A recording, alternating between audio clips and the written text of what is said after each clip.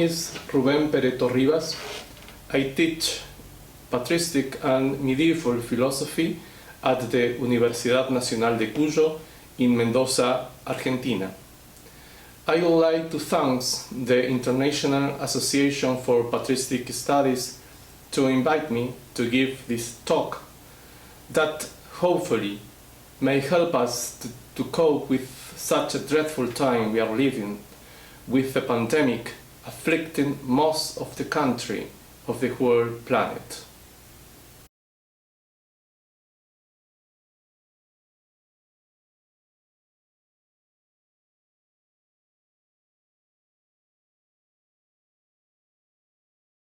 According to Evagrius anthropology, it was in the first creation that God created all souls or noise equal, and whose state consisted in remaining in the eternal contemplation of the original and divine unity, in a constant tension towards the center, which demanded their whole love and attention. However, something happened, and that tension, or Eutony, was relaxed, causing souls to fall from their original state of happiness. This was the constitutive drama of the cosmos, and today we find, on the spiritual plane, angels, men, and demons, three different types of beings who, infinitely distant from their own state, live in a continuous struggle. Men trying to return to the lost unity, angels helping them in that task, and demons preventing them from doing so.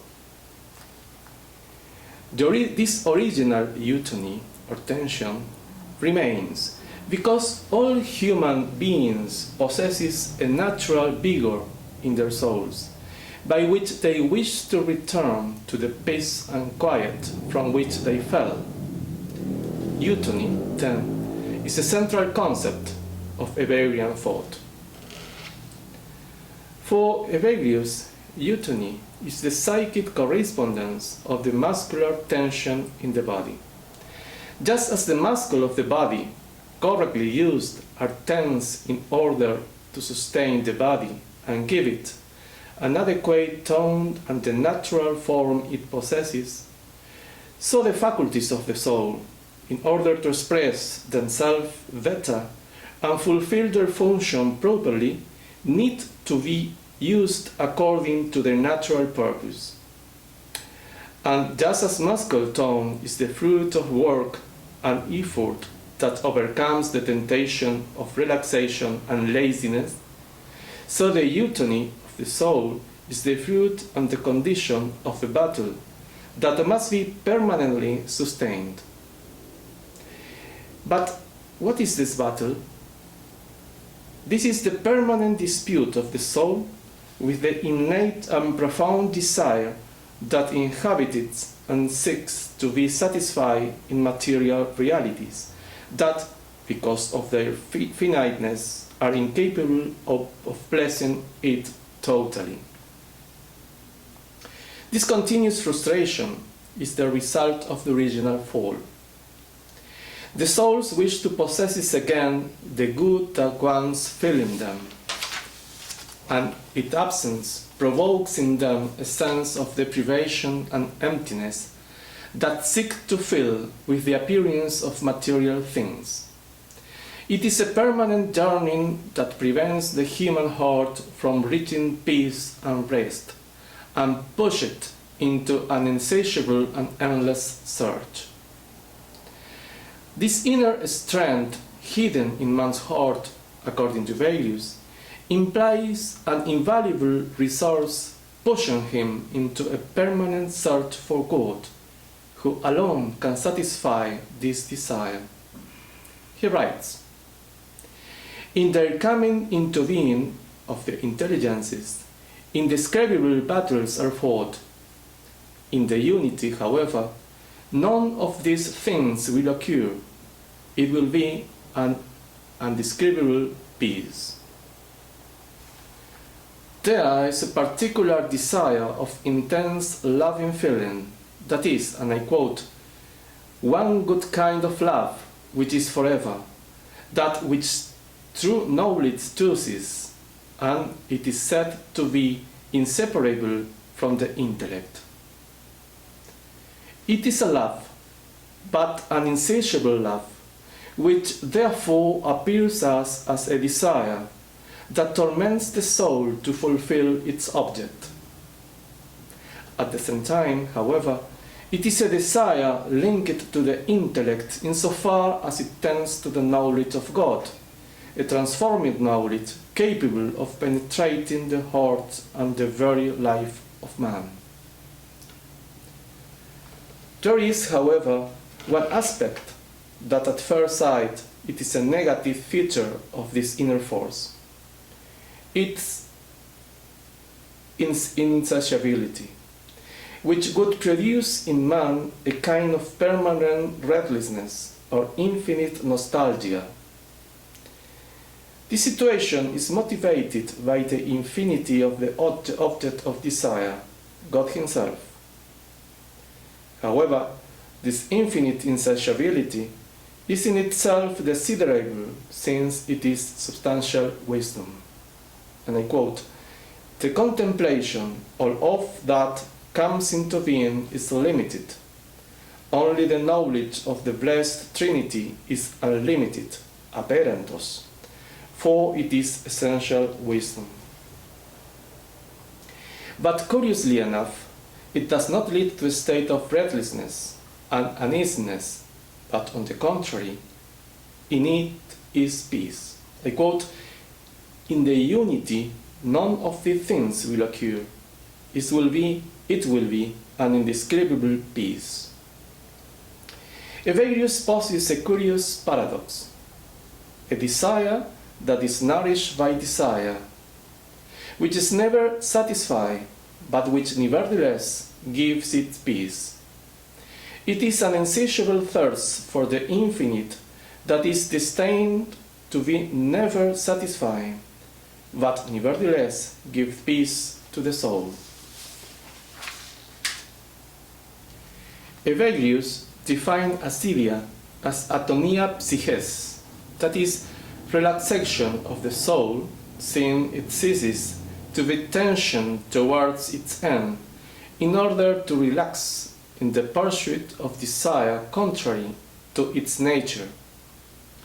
To surrender to the flattery of satiety, to which finite desire leads, means the abandonment of the desire or tension to infinity, and leads man to failure, since it eliminates in him all hope of authentic and purely human satisfaction. But asidia is often closely accompanied by another of the 8 logismoi, sadness, which Evagrius defines as, and I quote, "a dejection of the soul, and is constituted from thoughts of anger, for irascibility is a longing for revenge, and the frustration of revenge produces sadness." These paragraphs suggest 2 origins of sadness. On the one hand, anger, orge, and on the other, the frustration or dissatisfaction, apotixia, of desire. In the Practicos, Evagrius said, "Sadness sometimes occurs through the frustration of one's desire, or sometimes it follows closely upon anger." Let us note that in each book he has used a different term to refer to the frustration in the completion of desire, apotichia and steresis, which speak to us of a kind of deprivation or denial. But does the denial of desire, paraphysin or contrary to nature, lead to sadness and asidia? Evagrius asserts that the end of the practical life, and with it the dominion of the passion or desire, is apatheia, or freedom with respect to the passions. He writes, "A shield is a soldier's safety, and a wall a city's. But for the monk, impassibility offers a greater safety than both these. For often a whizzing arrow passes through a shield, and a throng of attacker demolish a wall, but sadness cannot overcome impassibility." But if the life of the monk consisted only in the denial of worldly desire, remaining in mere privation and never reaching apatheia and its fruit, which is freedom from the passions, he would be hopelessly destined to sadness and sorrow. Evagrius says that when the thought of sadness finds non-resistance in the soul of the monk, I quote, "then with a hold on it they blind it into sadness." This passion will arrive when the person is unable to discern, first, the quality of the thought that attacked him, and then to reject those who are evil. Evagrius exemplifies this by saying that the attack begins when the demon of sadness suggests to the monk the memory of his parents and of the worldly life he had before entering the monastery. If the thought is accepted and the man begins to deal with it, he will soon be trapped by sadness, since he will realize that he will never again have this sort of life. It is the past that no longer exists that causes the sadness. In other words, unreality gets in the way of grasping reality, distorting it, and causing the monk to be downcast and humiliated. This is the dynamic that Evagrius associates with the emergence of sadness. The distancing from reality brings with it a serious consequence, according to his anthropology. If the soul cannot know reality, it cannot contemplate. Sadness is an obstacle to contemplation. I quote, "Fetter of the feet are an impediment to running. Sadness is an impediment to contemplation." And for Evagrius, we must remember contemplation consists in knowledge of the reasons, logoi, of things. Sadness is not, therefore, related to a state of emotion that causes the person to feel better or worse. It is something much more serious, because it is an impediment to reaching the end. In other words, it is not a problem of sensitivity, but rather compromise the whole of the human person's life. Moreover, sadness should not always be taken negatively.